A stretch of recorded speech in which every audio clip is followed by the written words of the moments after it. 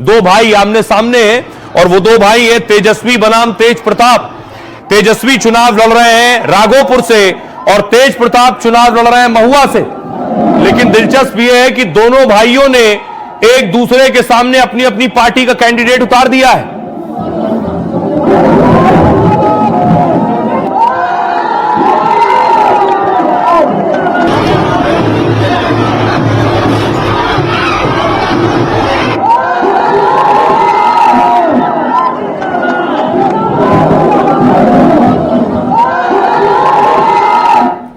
अब देखिए जरा, क्या तेज प्रताप को तेजस्वी हरा देंगे उन्हीं की सीट पर? तेजस्वी ने आज महुआ में आरजेडी उम्मीदवार के लिए प्रचार किया। वो जिन्हें आप देख रहे हैं वो आरजेडी के उम्मीदवार हैं। इस सीट से तेज प्रताप यादव भी अपनी पार्टी से चुनावी मैदान में है और आरजेडी से निकाले जाने के बाद तेज प्रताप ने अलग पार्टी बनाई। तेजस्वी ने महुआ से मुकेश रोशन को तेज प्रताप के खिलाफ उतार दिया, यानी तेज प्रताप के खिलाफ भी आरजेडी ने कैंडिडेट दे दिया है। महुआ ने 2015 में तेज प्रताप को पहली बार विधायक बनाया। 2020 में तेज प्रताप समस्तीपुर की हसनपुर सीट से मैदान में उतरे, लेकिन इस बार तेज प्रताप अपनी पार्टी बनाकर फिर से महुआ सीट पर लड़ रहे हैं। महुआ में यादव काफी संख्या में हैं जो तेजस्वी के नाम पर बहुत उत्साहित हैं, लेकिन तेज प्रताप की वजह से तेजस्वी की चुनौती बड़ी हो गई है। यादव वोट तेज प्रताप और मुकेश रोशन के बीच बंटने की साफ साफ संभावना है। मुस्लिम वोटर भी तेज प्रताप और तेजस्वी के बीच बंट सकता है। ऐसे में महुआ में यादव और मुसलमान दो खेमों में बंट जाएंगे। है क्या कि सत्ताधारी एनडीए की तरफ से एलजेपी-आर के संजय सिंह चुनाव लड़ रहे हैं और संजय सिंह राजपूत जाति से आते हैं जो यहां अच्छी खासी संख्या में है। साथ ही अगली जातियों के वोटरों पर भी संजय सिंह की अच्छी पकड़ है। तो होगा क्या? आधा आधा इनमें बटेगा एमवाई और जीत तीसरा जाएगा। सुनिए क्या कुछ कह रहे हैं तेजस्वी यादव।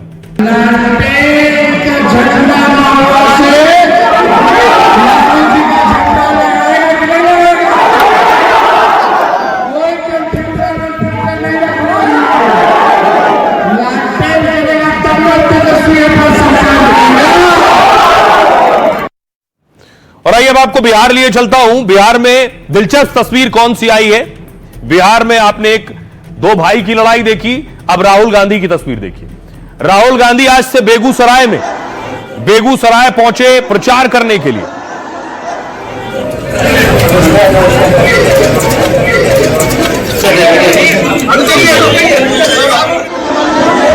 राहुल की एक तस्वीर बहुत वायरल है और वो ये कि राहुल ने आज तालाब में छलांग लगा दी।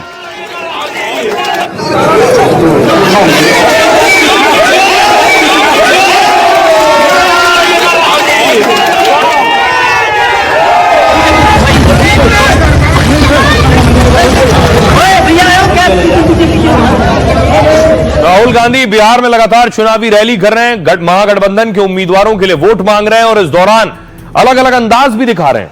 आज बेगूसराय में कांग्रेस के पूर्व अध्यक्ष ने चुनावी सभा को संबोधित करने के बाद वीआईपी के मुकेश सहनी के साथ एक तालाब पहुंचे। उनके साथ कन्हैया कुमार भी थे। तीनों नाव पर सवार थे, लेकिन मुकेश सहनी नाव पानी में कूद गए नाव से। फिर उन्होंने राहुल को बुलाया और राहुल भी पानी में कूद गए। इसके बाद कन्हैया कुमार ने भी पानी में छलांग लगा दी। राहुल गांधी को तालाब में देखकर वहां मौजूद स्थानीय लोग भी आ गए। फिर राहुल ने उन लोगों के साथ भी डुबकी लगाई। मुकेश सहनी और कन्हैया कुमार भी वहां मौजूद थे। दरअसल राहुल बेगूसराय में चुनावी सभा को संबोधित करने के बाद नाव से मछली पकड़ने गए थे। उनके साथ मुकेश सहनी थे। राहुल ने मछुआरों के साथ मिलकर जाल से मछलियां पकड़ी। तो राहुल के अलावा प्रधानमंत्री नरेंद्र मोदी भी आज देखिए पटना साहिब पहुंचे। पटना में पीएम मोदी ने रोड शो किया और गुरुद्वारे में दर्शन किया।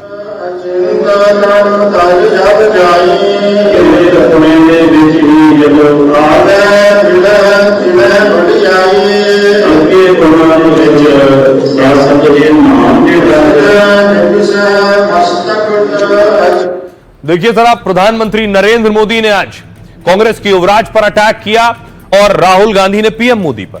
राहुल गांधी ने कहा 56 इंच की छाती वाला डरपोक है। गांधी जी की छाती बड़ी नहीं थी, लेकिन वो किसी से डरते नहीं थे। मोदी जी ट्रंप से डरते हैं। 50 बार अमेरिकी राष्ट्रपति ने बोला है मैंने मोदी को डराकर ऑपरेशन सिंदूर बंद कराया है। मोदी जी को आप बोलो योग के 3-4 आसन करो, हम आपको जिता देंगे, वो करने लगेंगे।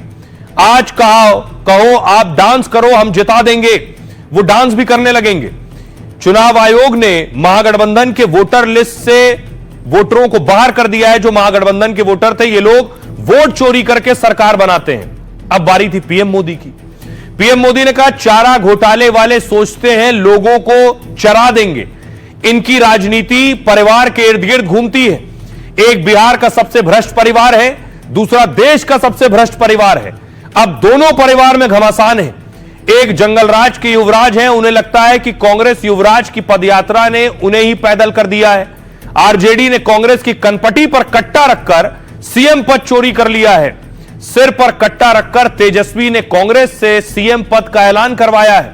चुनाव से पहले इतनी दुश्मनी बढ़ गई है तो चुनाव बाद ये एक दूसरे का सिर फोड़ने लगेंगे। ऐसे लोग कभी बिहार का भला नहीं कर सकते हैं। जहां कट्टा क्रूरता का राज हो, वहां कानून दम तोड़ देता है। सुनिए जरा क्या कुछ कह रहे हैं बिहार के लोग। प्रधानमंत्री नरेंद्र मोदी ने क्या वाकई हवा बदल दी है?